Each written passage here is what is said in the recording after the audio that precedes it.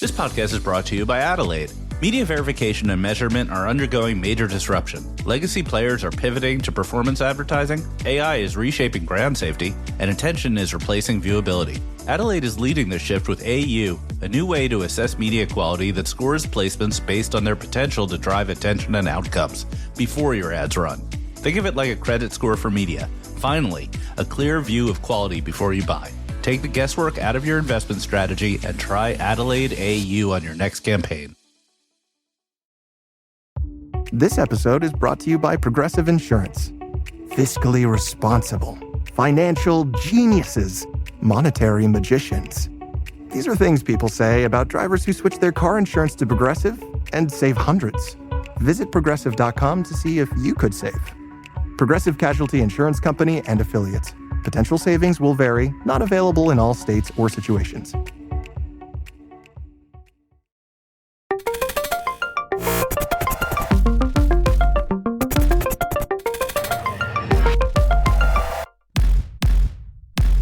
Welcome to the Marketecture Podcast. This is Ari Paparo. I'm here today with Eric Franchi and our special guest, Mathieu Roche from ID5.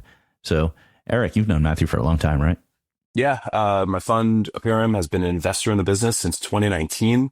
So I've been with Mathieu on the entire journey, and they had a big announcement this week. They acquired another company we had a small investment in called TrueData, and together they've built, I think, what is a very interesting and modern approach to identity. So we're going to hear all about it. Yeah, I love these private-to-private deals. There's like a trend going on. There was the Rembrandt deal. Sign of the times. Yeah, it's good. It's a good way to bulk up, especially if you could figure out a way to get over the concerns around valuation and stuff like that. Yeah, absolutely. So this will be a fun one to talk about. Mathieu is just, I mean, he looks at everything from the perspective of identity. So even like, we'll get into the news, getting his take on things like earnings and AI and how it relates to identity, I think is a real interesting dimension that the listener is going to enjoy. Yeah. So yesterday I spoke at the Pre-Bid Summit with Joe Zwoski, your partner. So nice. They do this thing second year in a row where we call it Between Two Ferns. And the Bid Switch Summit. The Bid Switch. Yeah. What did I say? Yeah. You said Pre-Bid. Oh, I'm sorry. Pre-Bid Summit was a couple weeks ago. Yeah. So Barry and the team from BidSwitch had us on, and the conceit was that they give us the questions to ask each other that we've never seen before, and so that was kind of fun. And we talked about your podcast. You do 3 podcasts now. Why don't you plug you do the this podcast, Open Market, and the Imperium podcast? No, I let Joe and Corey have the Imperium podcast, so I'm on too. So you guys were making fun of me?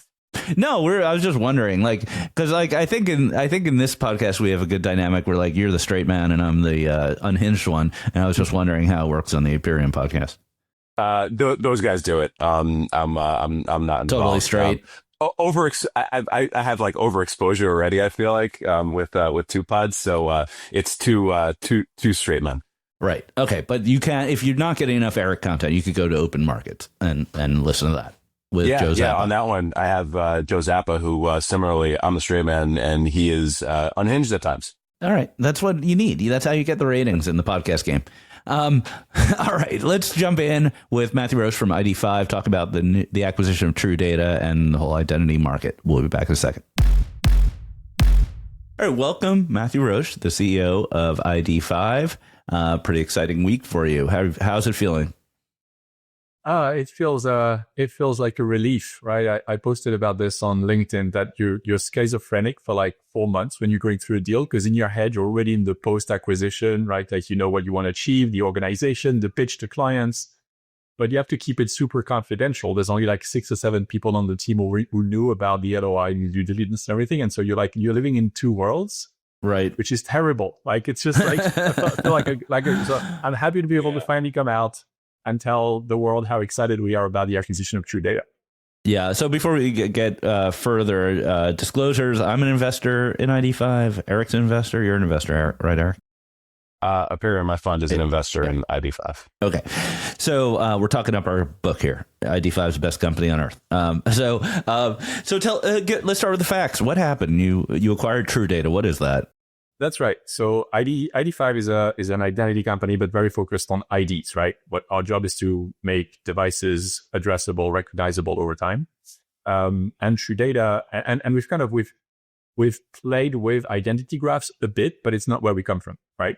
TrueData is an identity graph company. Their job is to, connect, all sorts of data at a user, or sort of, devices together at a user and a household level, and to be the Rosetta Stone, right? So that if you have an email or a cookie or a mail or something, they can stitch it together and tell you this is this user, this household, right? And those are the other IDs that this user and this household belong to. And so we're bringing together basically a graph and an ID. That's the pitch behind the acquisition. If you had asked me last week, I would have said you already did that. So maybe I'm a bad investor.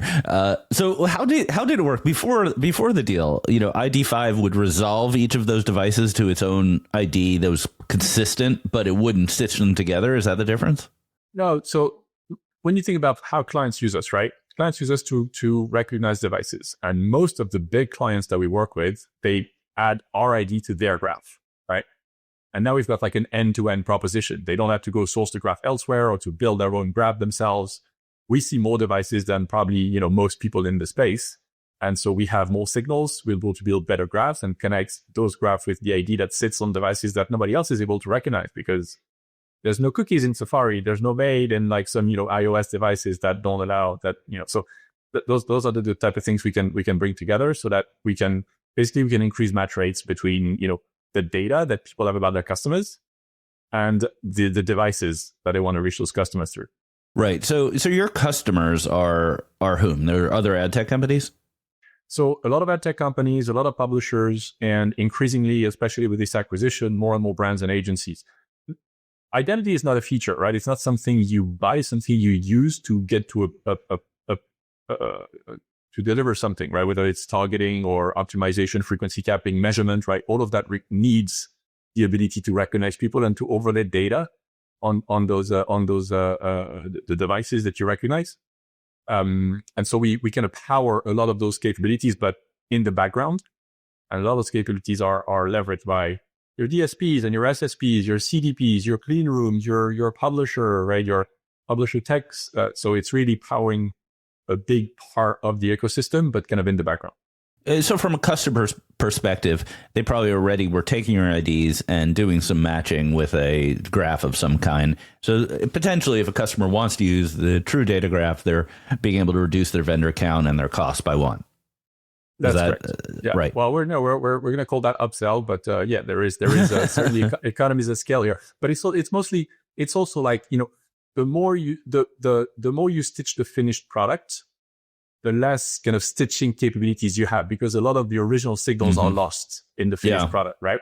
And so we're elevating that so that we're able to make that stitching at the most granular level, which means the scale that we're going to be able to deliver with the graph and the ID combined will be really unique.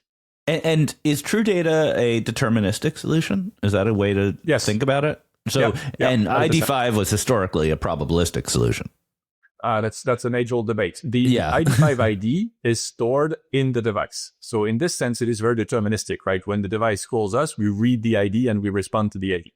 However, there is a lot of algorithm happening in the background to be able to recognize that this device and that device are the same one when, they are connected on different IP addresses in the morning or the afternoon, or where they are, you've got different browsers, or you're in apps one day and you're in a browser the other day. Like, those are the type of algorithmic processing that we do in the background.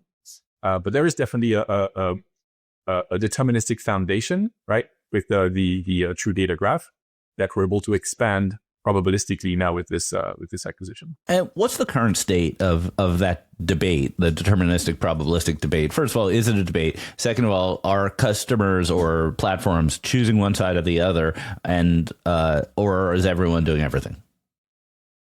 I think it is still a debate, because we love a debate and we love to kind of throw complicated words at each other.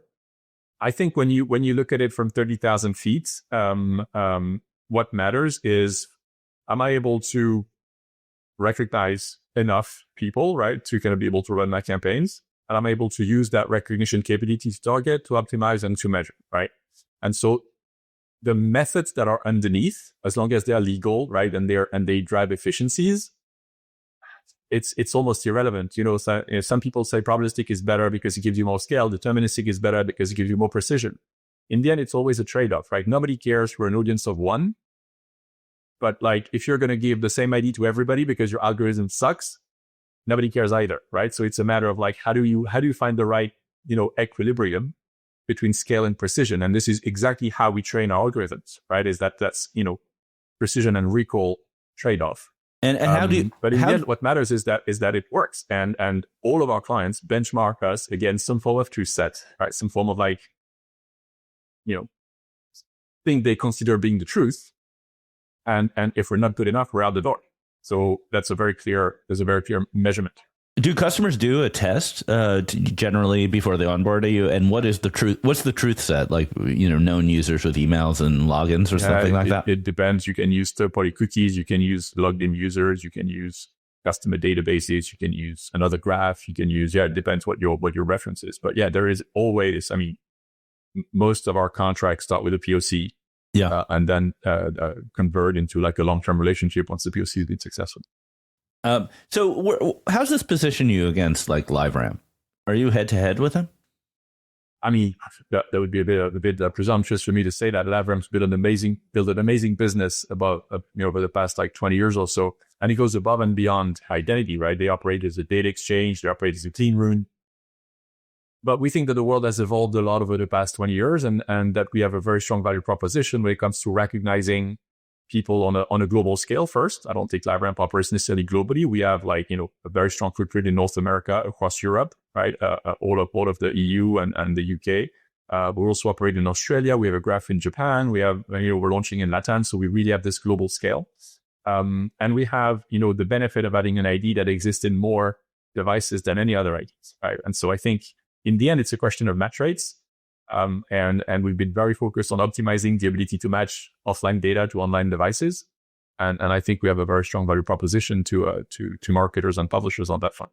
So the leading IDs out there, we did a top 10 IDs, like that was, I might have been more than a year ago with Mike O'Sullivan. But it was a while ago. It was. Yeah. But I think if I remember correctly, it was like probabilistic IDs were the leading ones were, ID5 was definitely, when we called it probabilistic, was definitely up there. And then deterministic was ramp ID, UID, and maybe low to me. Although I forget what they call it. They have an ID name or something like that. Is that still the kind of the shape of the market? Mike and Sincera have been almost our best marketing platform, right? Because they've shown that ID5 was consistently the most adopted ID by publishers across their 200,000 websites that they track.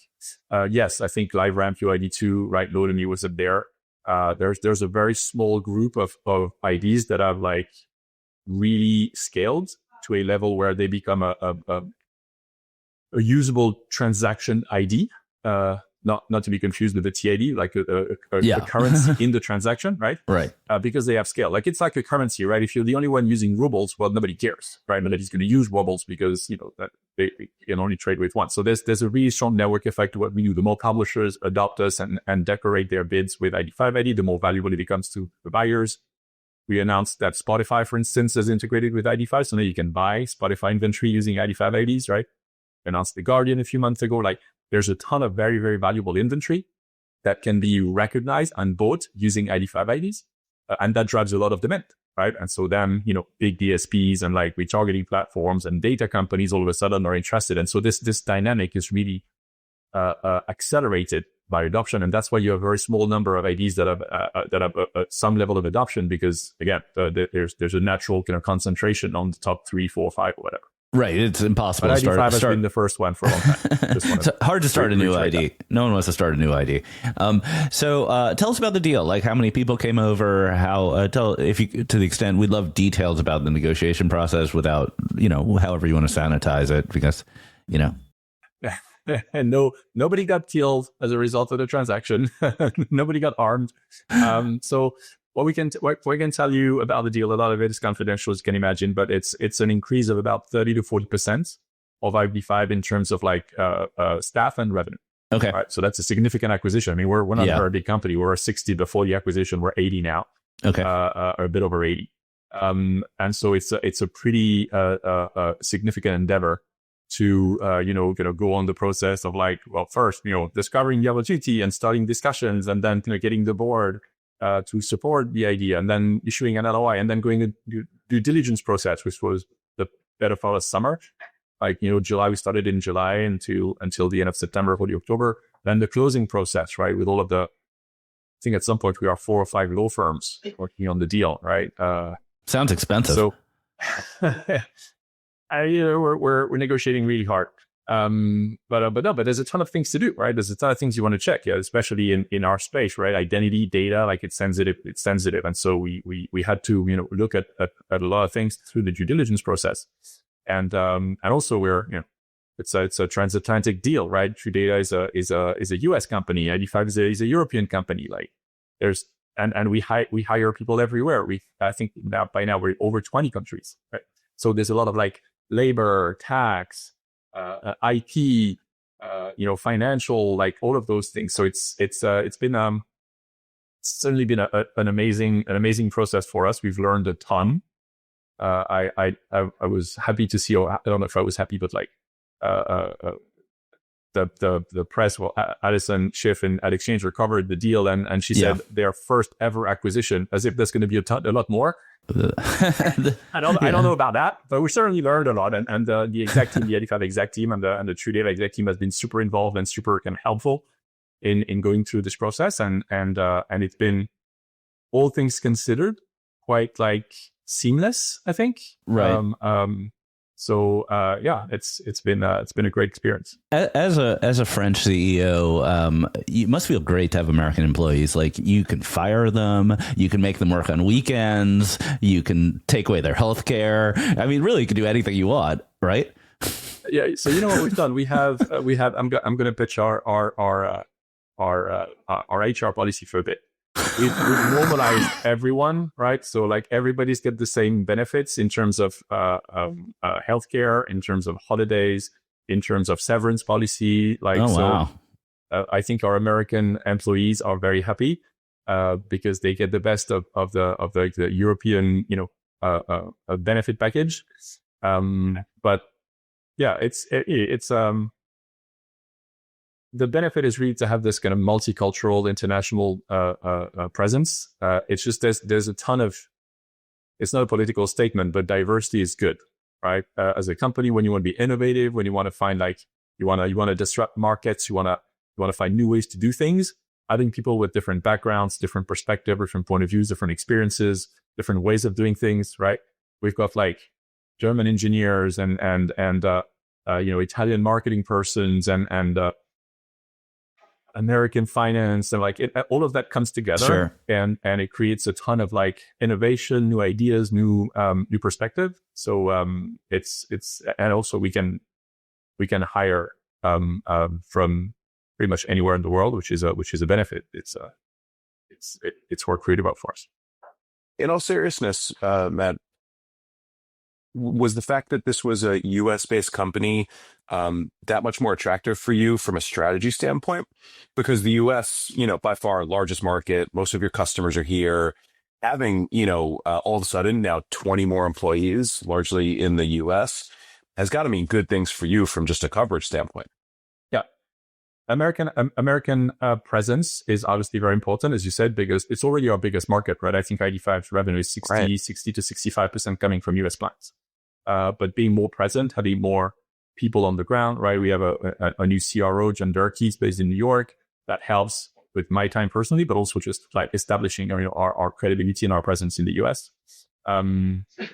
It's also interesting because the US market is quite open when it comes to identity. There's a lot of identity vendors in the US, very, very few outside of the US, right? And we have this this history of being able to operate in Europe and Asia. And so for us, buying a US assets is great for our US presence, but it also gives us a lot of experience and relationships and know-how that we can then expand internationally, right? And so we're gonna expand what TrueData has been doing in the US, in Europe, in Asia. We're gonna expand our graph over there with what we're learning from the TrueData team, and that's net positive, right? That's clear upside to how we operate globally. So now it's integration time, right? So a little birdie told me that you had your offsite like in the middle of nowhere in Rockaway, Brooklyn. Is that true? So we do a lot of get together for a remote company. We think it's important. So we had a full company offsite, which was just before the acquisition. That was in Mallorca, Spain. So that sounds nice. That sounds a lot nicer than Rockaway. But then I brought the executive team together to Rockaway because we were not there for the food or the weather. We were there to work earlier this week. So yes, Rockaway Beach, November 3rd and 4th. Oh my God. Is what we treated the exec team to. And you know what? We had 2 amazing days. Did you like get Russian food or something? So the food options in Rockaway are quite limited, to be honest. But yes. The Rockaway Hotel, right? Free plug here. I'm not paid. I didn't get a discount, but it was a really good destination the best benefit is 20 minutes from JFK. Out of the 9 people on the exec team, 7 of them were flying. So proximity to the airport was critical. You could take the air train right to Howard Beach and just walk there. It's like a magical part of New York that most people don't see. So I guess like what's next? So obviously you're trying to integrate these products, sell them together. But from a customer's point of view, do they know what to make of this? Like, is it obvious? Just check the box and get the combined product, or is there work? And what's the transition going to be like for customers if you're assuming you're going to upsell them on that? Yeah. So, I mean, there's actually in the market, I think there's a better understanding of what an identity graph is than what an ID is, right? I think historically the market for identity graphs has been there, right? You have people like Drawbridge back in the days, or Tapad prior to the acquisition. They kind of pioneered the notion of identity graph. So it's not a new thing. There is a market for that. There is an established set of vendors. Most people have been building their graph on cookies and maids and emails, right? And so the legacy graphs kind of have a lot less reach because those signals are less available. So what we're going to do is actually augment the graph with all of the benefits of having an ID like ID5, which is available everywhere across all the devices in all the countries. So, but we're going into a market that is actually more established and a bit better known, if you wish. So I think it will be a very logical step for our clients. A lot of our clients are actually, we have a lot of clients in common, TrueData and ID5. So that's going to be an easy kind of a tie-in.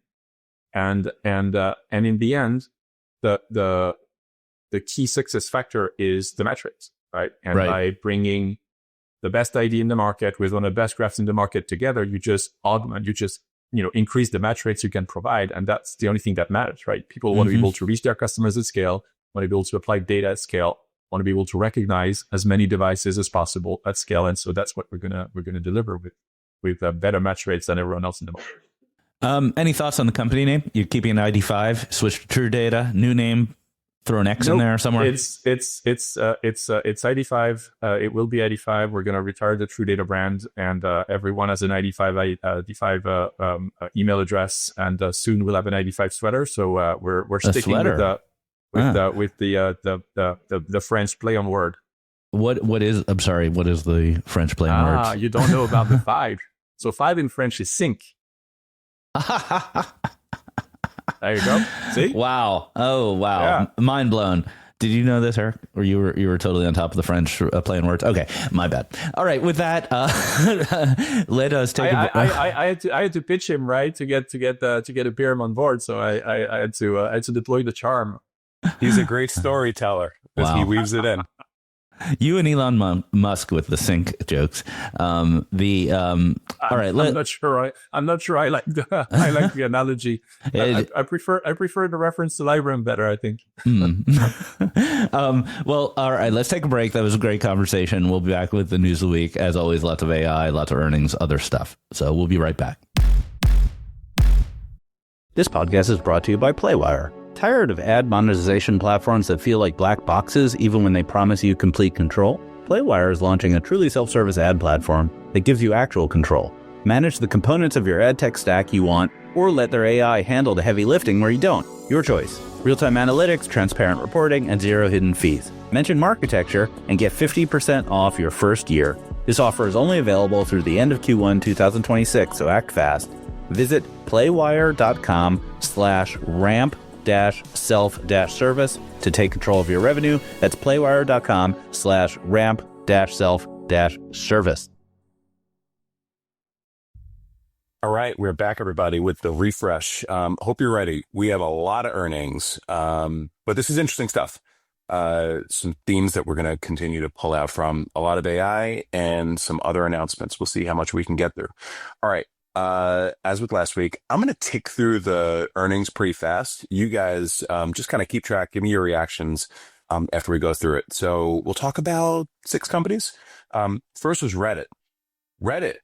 Revenue up 74% year over year. Ad revenue up 74% year over year. Just a rocket. Like, well done, Reddit. Interesting thing is that they said they aren't seeing traffic from generative AI. So these are mostly users that are just going to Reddit. And even with all of the deals that they're doing with Google and such, not having an effect. Amazon, super strong quarter for ads, up 24% year over year to 17 billion, like their peer set. With cloud, AWS up 20% year over year. It is on a $132 billion run rate. They subsequently announced a big deal with OpenAI that sent the stock up. Magnite, solid quarter, revenue up 11%, CTV up 18%. Interesting thing, and I want to ask Matt at some point something about this. They said DV Plus, which is basically all things not CTV, audio is the fastest growing segment of that. Roku, solid quarter, platform revenue, which is ads, up 17%. They also released an ads API. Mountain, this is now the second quarter from Mountain and a solid quarter, $70 million Q3, up 31% year over year. SMBs went from 6% of customers in Q4 to 15% this quarter. And then finally, this one snuck in right before we got on the call. Stagwell rocketed on both earnings and a partnership with Palantir. So on their earnings, they disclosed that it's developing an AI-driven marketing platform that is designed to integrate large data sets from Palantir and unlock potentially hundreds of millions in revenue over time. Their stock went up 31%. So what do we got here? I'll let you guys talk in a second. Continued strength in advertising businesses, doesn't seem to be sign of recession. Continued strength in cloud, and a couple of interesting things getting pulled out here, right? SMBs up, audio up. What do you guys think? I'll jump in quick. So Reddit's interesting, doing really well. People don't really acknowledge that Reddit is a walled garden. You can't buy their ads using any system besides Reddit. They had programmatic years ago. I predict they're going to move to more of a hedge garden over the next year or so. They're definitely, now that they've got their sea legs on advertising, it's a little bit easier to let other people bid in there. It's becoming the most important source of news, text-based news. Other people have sort of abdicated their role there on text. Matthew, you look like you have something to say. I think it's interesting because also 75% are almost growing as fast as ID5, which is great. Almost. Not quite, though. Not quite. Not quite. It's interesting because there's a lot of talk about like publisher and content being less important because people are going to consume it in chatbots, right? Reddit is a good example. You cannot predict its conversation, its news. It's like it's fresh, right? And so I was at a Tech Lab event this morning, and John Roberts from People Inc. was talking about the importance of content and new content, because if the models are trained on last year's content, well, it's only going to be interesting for the thing that doesn't move. Everything that moves, and conversation on Reddit are by definition things that move, right? News, sports scores, all of those things. You can't predict that, right? You have to train the models over and over. So it's nice to see this is not all doom and gloom for publishers. There is a type of content that is not going to be disrupted by AI models, because just you need people's contribution or journalists' contribution for that content to be created. Yeah. And on the other side of it, there's just one Reddit, right? But there is, there is a lot of again, sports coverage, scores, new news. That news is happening, right? It's not just on Reddit. It's happening everywhere. And so having journalists cover that is important. We're going to talk about how people and its licensing deal with Microsoft AI. But what's interesting is about this AI licensing stuff is that it's, the easy to understand example is the latest news, right? That you'd have to license that. But actually old stuff is also licensable in real time, because if from a AI perspective, you need RAG. So if you want to analyze a bunch of content, not just get the answers from the already trained model, you need to get that stuff on the fly. And so there's a license model for legacy content as well that Reddit could really benefit from. The other ones, I went to the Roku event yesterday. So Roku had a event here in New York. It was focused on performance. They're very focused on performance advertising. I think the strategy there is that kind of a little bit like Universal Ads. They have a UI for performance advertisers that they control every aspect of, and an API now, which they announced yesterday. And then they obviously benefit from the broad ecosystem of programmatic for more upper funnel type stuff. So it's a nice, interesting, balanced approach strategically. On the product side, it's interesting to hear performance and TV in the same sentence, Wes, because it wasn't always the case. Now you have the Mountain News, you have Roku that's doing a lot on performance, and I think it's we see a ton of traction on that front as well, because a lot of that performance happens outside of the TV, right? To be able to connect exposure on the TV with app download on a phone, or website visit on a visit on the website, or even like in-store transaction, right? Connecting the dots. At the heart of it, there is an identity spine, there is an identity graph that has to power that. And I think that's going to be a really strong kind of movement going forward, is how do we bring more outcomes into TV planning, buying, optimizing?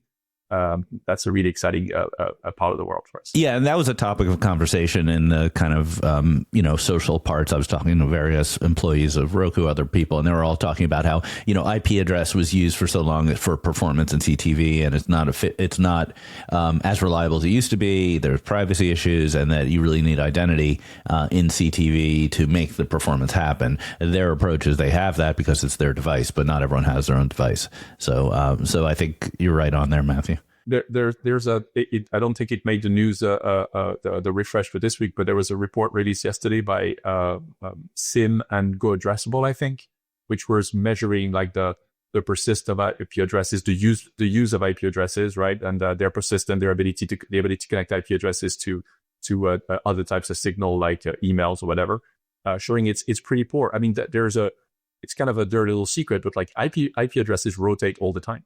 Right, and if you only use IP addresses as a way to recognize a device, you're going to make a lot of mistakes, and that's where our integrations with devices that are basically a device ID, right? That's what the 85 ID is. Gives us the stability that even if the IP rotates, even on TV, it rotates a ton. Obviously, on mobile apps, on mobile phones, it rotates even more. But like being able to like connect an IP to a device on a stable level. And over time is really critical. Otherwise, you're gonna lose a ton of customers by just leaking their IP address. Yeah, the rule of thumb I had heard was 20 days was the average length of an IP in a household. Not now, obviously, in a public space or a phone, it's going to be totally much faster. But in a household, it's 20 days. But I've also heard that it's declining pretty rapidly because of some technical reasons, like the move from IP4 to IP6 and things like that. Yeah, and the use of mobile networks to connect households now, right, with certain ISPs, certain telcos, actually, plugging the home kind of Wi-Fi into a mobile network, which then rotates the IP address much more often than traditional cable or land ISPs. I think with Matthew here, every conversation in the news is going to turn to an ID conversation. I think we have a little bias in our conversations there. I'm not mad at it. One tree pony. I'm not mad at it. It's not even because I'm an investor. Like you're bringing us along for some pretty sophisticated info on Roku. This is the manifestation of a couple years of work. I would note, like people forget they invested in TV Scientific last year. I forgot that. They've been all in on performance for some time. So it's great to see they're continuing on this road. Yeah, absolutely. And they announced, it was interesting, like they announced an API for their ad manager, and it was a little bit like, oh wow, they have an API. That's like join the party, right? But they're investing. It's good to see investment, right? The other thing, Stagwell, Palantir, it's kind of like one of those like two companies that are buzzworthy, but that no one can tell you what either one of them does. You know what Stagwell does? Stagwell is an agency, right? They're like the new Merkle. They're an agency. They've got a collection of like really good brands like Code and Theory, and they've got the sports business. They've got a bunch of I think good disparate assets. But for sure, Palantir is a hot company. The hottest company in ad tech besides ID5. How did you call them an ad tech company? Yeah, total. No. I like the idea of merging the advertising ad tech world with the military complex. Like it's like could go wrong. It's just targeting, right? We're in a bit of healthcare and like we're golden. It's like, someone pulls up an app, looks at a game of Candy Crush, and either they see a 30-second non-skippable ad or a Hellfire drone kills them. And we decide on the fly. The algorithm decides. All right. Oh, man. How do you recover from that? I don't know. I have nothing to say. I don't have an ID joke that comes up right now. Welcome to the pod. This is why everybody's gotta tune into YouTube just to see some of the reactions here. When's your cat coming back on the pod? He's locked out of the room. I'm sorry. We have to do a holiday episode or interview the cat. No problem. All right, let's talk about AI. So Matthew, talk about what People Inc. said this morning as a to set the stage, and we'll talk about their Microsoft deal. Yeah. So I mean, John Roberts has been on a bit of a roadshow, right? About people, which is great because it's really helping educate the marketplace about how they can engage and be kind of offensive when it comes to like embracing AI and like interacting with AI LLMs, right? Rather than being just like defensive on that front. And so they've done a bunch of deals with LLMs. They've been I'm not going to. I don't want to put words in his mouth, but like I think they were early with like Cloudflare in the blocking of like unauthorized or unmonetized, right, content scraping from LLMs. His position makes sense, right? Like this is just like stealing content from publishers. If you just like crawl the content, train your LLMs on the content without kind of sending them traffic, right? At least Google does that and then sends traffic to publishers with search, right? And so there is a monetization. They still keep 50% or more of the value in the process. I agree with you, but like there is at least a form of compensation. There is it's a give and take, right? I'm going to take your content, I'm going to index it, and then you're going to get the benefits of traffic going to you. Well, you've got all of the calories, none of the good taste with the LLMs because they take the content, they build that product, and they keep the users for themselves, and you don't get the traffic. So like that doesn't work. And John's making a very eloquent case for publishers to protect their content, their number one asset, their content, right? And license access to the content to people either via Cloudflare. I think they've done it here with OpenAI. Now they've announced this deal with Microsoft. And there is a real marketplace to be built here, right? Like how much, like we know the value of content from an advertising standpoint, right? It's the CPM that people are ready to pay to reach users on that content. What's the value of content for AI engines? I don't know. We need to find that out. Right. There's also a cloud play here, which is that the model of a big LLM used by hundreds of millions of consumers is one model, and we want those.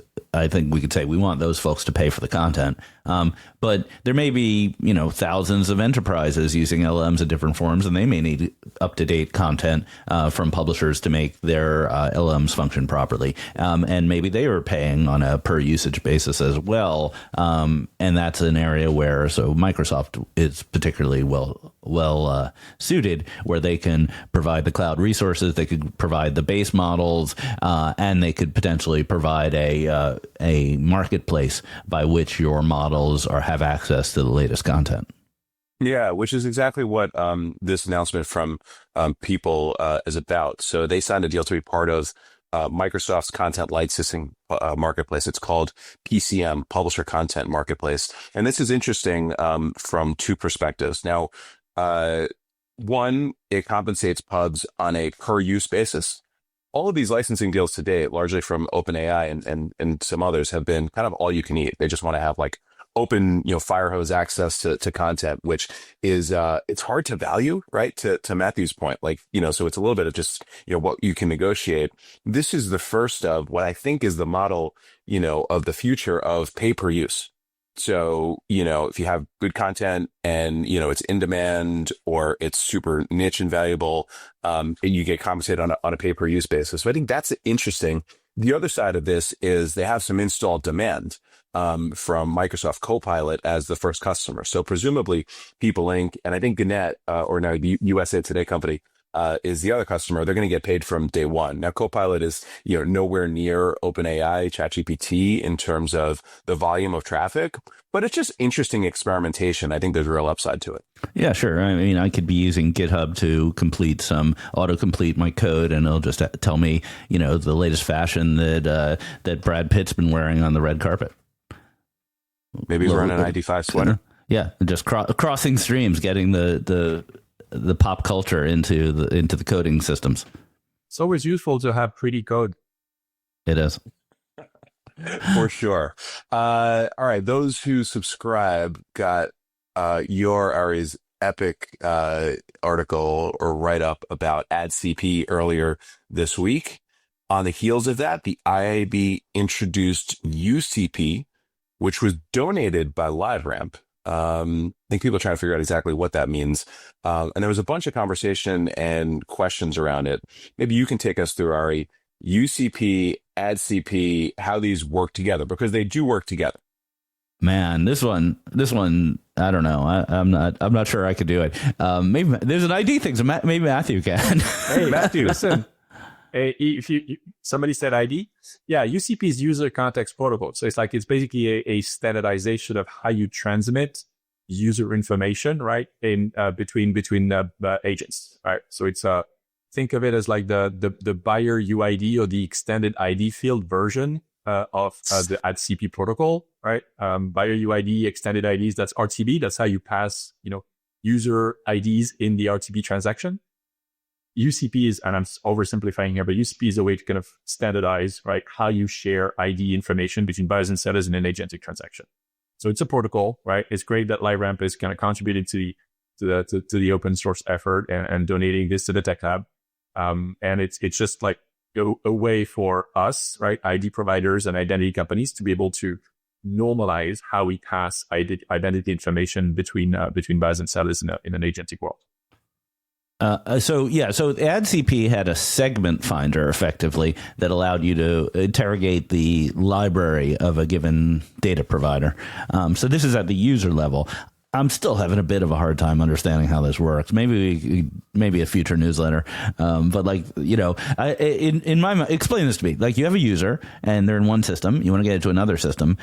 How does AI fit into that? Oh, the fact that there is an agentic transaction at a user level is still a question mark. Right? Okay, I think AdCP is a great planning and measurement solution. Is it going to replace RTB for like one-to-one transaction at a user level? I don't know about that. Right. But if it is ever going to happen, whether it's, programmatically or I don't know if you can, or guaranteed buys, for instance, right? You could still do that at a user level. If you can get to the velocity level that you need to be able to do individual transaction, you need to be able to pass user information in that call, yeah. And that's what UCP will help you normalize. Okay, watch this space. I'm going to leave it at that. Since I don't want to sound stupid on my own podcast. This is all science fiction right now. I think, but like, it's good that we're putting the guardrails in place, right? Yeah. For things to happen in the future. And very good that this happened to be the week that you were on, Matthew. Yeah, exactly. Right. Always happy to come back to help you decrypt the complicated identity topics in the world. Absolutely. All right, let's move on from identity to creative in the realm of AI. So two interesting things this week. The first was an article that Sora is trying to license IP. So there's a new feature called the character cameo, which is a way for individual users, who are already able to use their likeness to insert themselves into AI generated videos, to now incorporate characters they have created or downloaded. So either of you guys playing with Sora yet? I'm not a big video guy, but I've seen it online. Matthew? Nope. Haven't had the time. I've been a bit busy over the past few weeks, as you've heard, and haven't had a chance to dig into this. Sorry. You get a pass. Sora puts you as the user, the star of your videos. So, it records your face, it records your video, and then you can start, go running wild.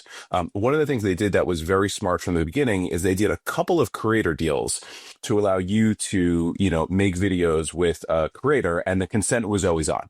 So one of the examples is Jake Paul was, one of these first creators. I was messing around with creating like fighting videos of me and Jake Paul like fighting each other. So it's fun. So now extrapolate that onto like every possible creator or brand or thing, right? So Ronald McDonald, Disney characters, all of that stuff.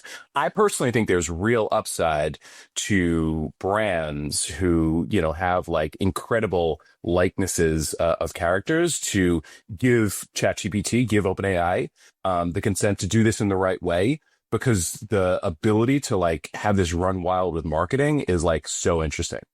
The other side of this is brands might, not want to have any control at all, lose control at all, and say absolutely not. This is a binary decision. I think it's going to be fun. I think the rollout, though, is interesting because they roll out Sora like literally only like 4 weeks ago, and it has no controls whatsoever. And they kind of thumb their nose at every intellectual property law in the world, saying, "Oh, you can opt out of having your IP in our system. You could call us or email us and list every single piece of IP you do not want in the system," right? Which is totally unrealistic and illegal. And then just days later, they back off of that and say, "No, actually, it'll be opt in," and they start hammering down the obvious, like the Family Guys and the things like that, which are obviously and now they're positioning it like this is their idea all along. They're creating a marketplace for content. This was the business plan for day one. I just wonder, is this more sort of Silicon Valley break it then fix it strategy, or if they didn't even think about it 4 weeks ago and this is all a surprise to them? I think it's a little bit of both. But ultimately, I think this use case is real. And it could be a really interesting brand new channel, frankly, for brands to engender loyalty with users. So I think it's something to keep an eye on. You guys got to use Sora to I think, fully grok it. Do you, can we draw a line or connect the dots between this and our interview with Omar from Rembrandt? Is this like, because it's a similar tech. It's like a little bit of a different use case. Is he on this, or is this a competitor to him? I know I'm asking you to speak for him, but what do you think? How does this relate to your investment in Rembrandt? Sure. So Rembrandt puts brand images or products into creator or professionally produced videos. Right. So they're very focused on the applications in CTV because it creates kind of like net new product placement inventory for them. This is absolutely another application of that type of technology or that type of buying. So I think if it scales, it ends up being just another surface for Rembrandt to put products in. It gets kind of complicated. Let's say you have a deal that allows you to put Sonic the Hedgehog in your videos, right? So Sega's licensed it to you, and that's cool. And then separately, you have an ad model. So Tropicana is paying you to put their Tropicana in the videos. But then some creator has Sonic the Hedgehog drinking Tropicana, and Sonic the Hedgehog has an exclusive with Minute Maid, and suddenly the world's ended. Right? This is pretty complicated. Yes. The way Rembrandt is going about it right now is very simple. The creators or the content producers get paid. And brands pay for it. Once you start creating these like 3-part multi-party transactions who all have to like approve this stuff, figure out rev share, I agree. It's going to get pretty complicated. It might be too complicated, frankly. Right. Well, nothing's too complicated to make money, I guess. Like people, if we figured it out in ad tech, sort of. It'll be very interesting also to see if we hear from Meta and TikTok on anything similar, because obviously TikTok was innovative in licensing the music. That's kind of through the predecessor company. That's what really was their breakthrough. And maybe this is the next thing, and we'll hear a lot about it. It is so clear that the future is video. The future is short form video, and AI is going to like unleash all sorts of capabilities. It's just so clear this is the future. Just like right now, it's like very much this emergent weird stage. Yeah, I think it's very clear that the tracks are being laid in front of the train right now, and like we don't really know where we're going with this, but like it's there's a lot of it is being invented as we speak, I think, and the fact that they go back on like, oh yeah, but actually that was a business model, or are we gonna do this now? But like actually stealing people's content is not good, or IPs, or that. I don't think there's a 5-year plan being developed and that has been developed on those things yet, right? it's interesting to see how the future evolves, but also not to jump too much on the latest fad, because it's probably going to change 27 times before it becomes stable and mainstream.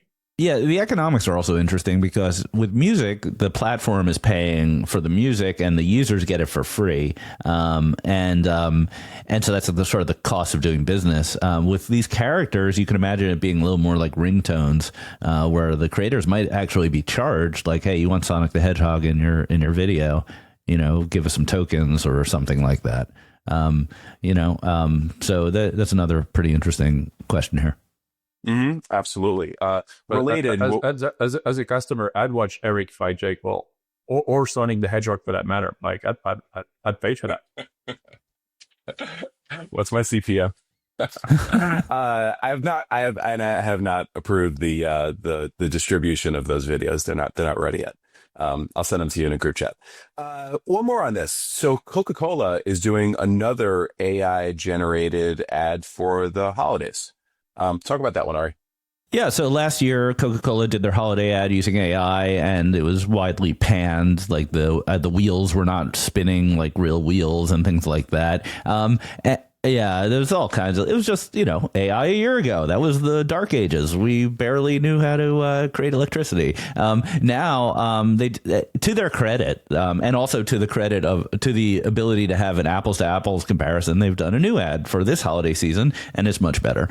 And they said publicly that it costs a lot less than building this the old-fashioned way with CGI from scratch, and they're pleased with it. But I think for us, we could just look at it and say. And we'll put the link in the newsletter. It's better than last year, and that's telling you something about the quality of video creation tools in AI. And the fact that it's one of the largest brands in the world being so leaned in, I think is like really, really interesting. Yeah, I think it's a little bit of like, look at us, like the same way Super Bowl ads have the halo effect of all the PR. But it gets us talking about Coca-Cola and their winter ads, and that's probably part of the point. Yeah. To be honest, it's not an ad they could have done for real, because there's so many animals in that ad that like it would have been impossible to So if that was a brief in the first place, right, the squirrels and the panda and everything, like there was no other way to do this than with AI anyway. No, so Matt, I don't want to I don't want to like overly focus on the fact that you're French, but I've been told, or I've seen TikTok videos that say that the word squirrel is like the hardest English word for French people to say, and you just rolled it off your tongue like it's not a problem. When do you have a history? The word is squirrel, particularly difficult. Squirrel is okay. The French traditionally struggle with the th, right? That sound doesn't exist in the French language, and that's a real struggle.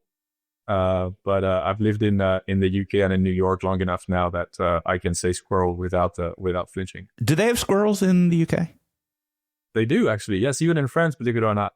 Really? Okay. I saw a chipmunk go the other weekend, and I was stunned. Never seen a chipmunk before. They're very cute. Still learn at 49. There you go. Yeah, they're very cute. The chipmunks. Squirrel in French is écureuil. That's what it is. Okay. I cannot pronounce that. Which Americans can't pronounce. So there you go. No. Yo, that's I'm passing. I'll pass on that. Hey, we have more news than time. Is there anything here? I want to talk about the meta thing. I'm really worked up about the meta thing. And I'm worked up about something else. Please go ahead. All right. So a report came out today that Meta internal documents. So Meta knows this, that 10% of their revenue is fraud. That is an astounding revelation. $16 billion of fraudulent ads or ads for fraudulent products, which is worse. Which is worse for fraudulent products. Because Meta and fraud, we've seen that movie before, right? They over-report metrics, they over-report delivery, over-report performance. But like, I guess when you're grading your own homework, like you got to have take everything they say with a pinch of salt. This is worse. This is them selling ads to people who make fraud. Like, the thing that they advertise on their platform don't exist. Don't exist. You can order those shit. They're never going to catch your house. Right? This is actual scam. Yeah. I think this also includes ads that are deceptive. So this also includes those ads that show like a celebrity who's dead, but they're not dead, stuff like that. It's bad though. And we had Rob Leathern on the show, and he actually tipped me off to this because he just started a company called Collective Metrics that's focused on this. But the what he was telling us on the show when he was on was that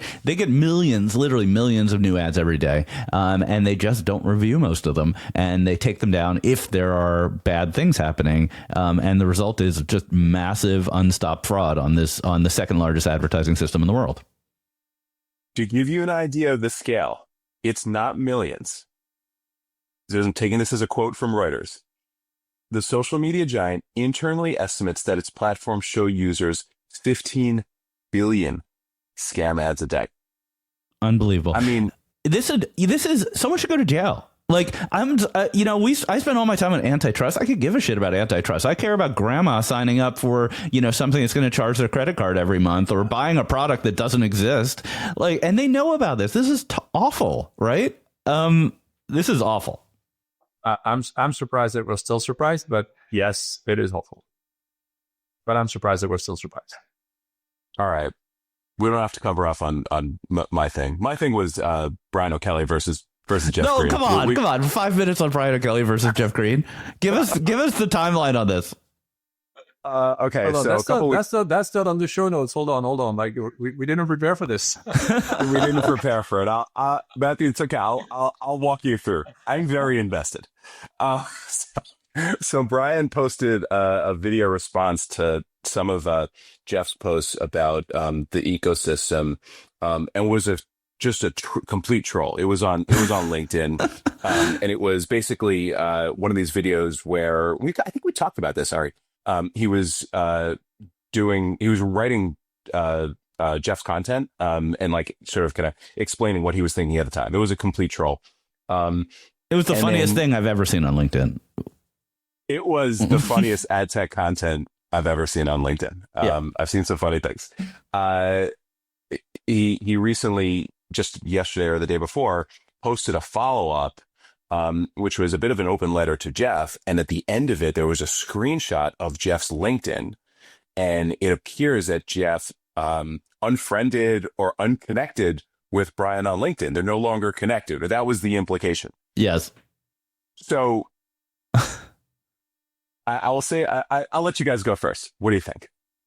I think it's hysterical. I love a good beef. It's a friendly beef. They're not like really being mean to each other. And the comments on O'Kelly's post are hysterical. There's Trade Desk PRs involved there. There's some woman who's like, women can't beef like this. We would be thrown out of the industry. And various people laughing. And it's pretty funny, right? No harm. No one's getting injured here. No stock prices tanking. It's just like a little beef between people who, frankly, they've known each other for 20 years, because what a lot of people don't appreciate is that Jeff was a senior executive at Microsoft after ECN got bought, and he was instrumental in the decision from Microsoft to outsource all their programmatic to AppNexus, which was the thing that made AppNexus's business. So they have a long history. And fast forward to 2025, they're beefing. Everybody loves a good celebrity death match, right? They're ad tech celebrity. They are allowed to do that. Yeah. What Absolutely. I'd love to hear them talk for real about AdCP and AI, because to a large extent, O'Kelly is positioning AdCP as a replacement for RTB. And that probably doesn't sit that well with the Trade Desk and other DSPs that, bid entirely on RTB. Brian, Jeff, come on the pod. Let's do this. We'll have a longer special episode. You can air it all out anytime. You know how to get in touch with us. You do. Let's end it there. All right. Well, this is a great conversation, Matthew, and to both the ID5 team and the TrueData team. Congratulations. Thank you definitely. We're going to be watching this space, hopefully, and see some exciting things going on. Absolutely. Thanks for having me on, guys. Congrats. We'll see you next week, everybody. Bye-bye. See you next week. Thank you for subscribing to Marketecture. New interviews are added every week at marketecture.tv and your favorite podcasting app.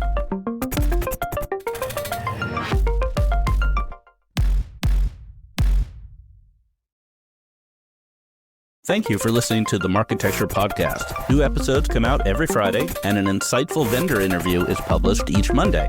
You can subscribe to our library of hundreds of executive interviews at marketecture.tv. You can also sign up for free for our weekly newsletter with my original strategic insights on the week's news at news.marketecture.tv. And if you're feeling social, we operate a vibrant Slack community that you can apply to join at adtechgod.com.